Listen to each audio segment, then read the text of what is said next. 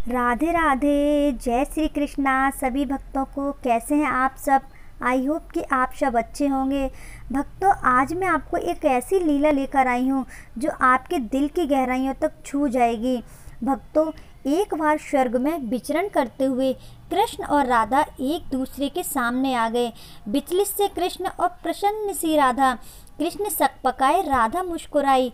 इससे पहले कि कृष्ण कुछ कह पाते, राधा बोल उठी, कैसे हो द्वारकाधीश? जो राधा उन्हें कान्हा कान्हा कहकर बुलाती थी, उसके मुख से द्वारकाधीश का संबोधन कृष्ण को भीतर तक घायल कर गया। फिर भी किसी तरह अपने आप को संभाल लिया उन्होंने और बोले राधा से, मैं तुम्हारे लिए आज भी वही कान्हा हूँ। तुम तो मुझे द्वारकाधीश मत कहो। आओ बैठते हैं, कुछ मैं अपनी कहता हूँ, कुछ तुम अपनी सुनाओ। सच कहूँ राधा, जब जब तुम्हारी याद आती थी, इन आँखों से आंसुओं की बूंदें निकल आती थी। राधा बोली, मेरे साथ ऐसा कुछ नहीं हुआ। ना तुम्हारी याद आई, ना आँखों से आंसू बहे, क्योंकि हम तुम्हें कभी भूले ही कहाँ थे। जो तुम याद आते, इन आँखों में तो तुम सदा ही तुम ही थे। कहीं आंसुओं के साथ निकल न जाओ, इसलिए रोते भी न थे। कान्हा, प्रेम से अलग होने पर तुमने क्या खोया, इसका एक आईना दिखाऊं तुम्हें? कुछ कड़वे सच प्रश्न सब सुन पाओ तो सुनाओ। कभी सोचा है इस तरक्की में तुम कितने पिछड़ गए? यमुना के मीठे पानी से जिंदगी की शुरुआत की और समुद्र के खारे पानी तक पहुंच गए। एक उंगली पर चलने वाली सुदर्शन चक्र पर भरोसा कर लिया और 10 उंगलियों पर चलने वाली बांसुरी को भूल गए। कान्हा, जब तुम प्रेम से जुड़े थे तो जो उंगली गोवर्धन पर्वत उठाकर लोगों को विनाश से बचाती थी, प्रेम से अलग होने पर वही उंगली क्या क्या रंग दिखाने लगी।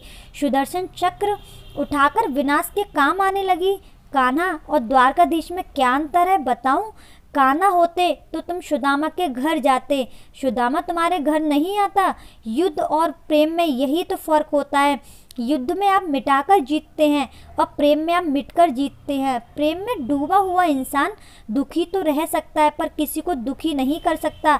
आप तो कई कलाओं के स्वामी हो, गीता जैसे ग्रंथ के दाता हो। आपने अपनी पूरी सेना कौरवों को सौंप दी और अपने आप को पांडवों के साथ कर लिया। सेना आपकी प्रजा थी, राजा तो पालक होता है, उसका रक्षक होता है। आप जैसे महाज्ञानी उस रथ को चला रहे थे जिस पर बैठा अर्जुन आपकी प्रजा को ही मार रहा था। अपनी प्रजा को मरते देख आप में करुणा नहीं जागी, क्योंकि आप प्रेम से शून्य हो चुके थे। आज भी धरती पर जाकर देखो, आपकी द्वारकाधीश वाली छवि को ढूंढते रह जाओगे। हर जगह, हर मंदिर में मेरे साथ ही खड़े नजर आओगे। मैं जानती हूँ कान्हा, लोग गीता के ज्ञान की बात करते हैं, इसके महत्व की बात करते हैं, पर धरती के लोग युद्ध वाले द्वारकाधीश पर नहीं, प्रेम वाले कान्हा पर भरोसा करते हैं।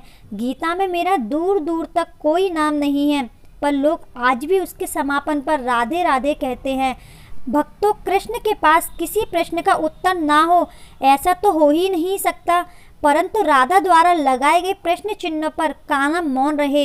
यही तो है प्रेम में समर्पण का भाव। पराक्रम में हमेशा हर किसी को हराना होता है, तब भी हम जीत कर भी हार जाते हैं, परंतु प्रेम में एक ही कईयों का दिल जीत लेता है। सही कहा है कि छोटी उंगली पर पूरा गोवर्धन पर्वत उठाने वाले भगवान श्री कृष्ण छोटी सी बांसुरी को दोनों हाथ से पकड़ते हैं। तो भक्तों, ये थी हमारी आज की कथा। कैसी लगी आपको कमेंट बॉक्स में ज़रूर बताइएगा। मिलते हैं आपसे एक और राधा रानी की कथा के साथ। तब तक के लिए राधे राधे, जय श्री कृष्णा।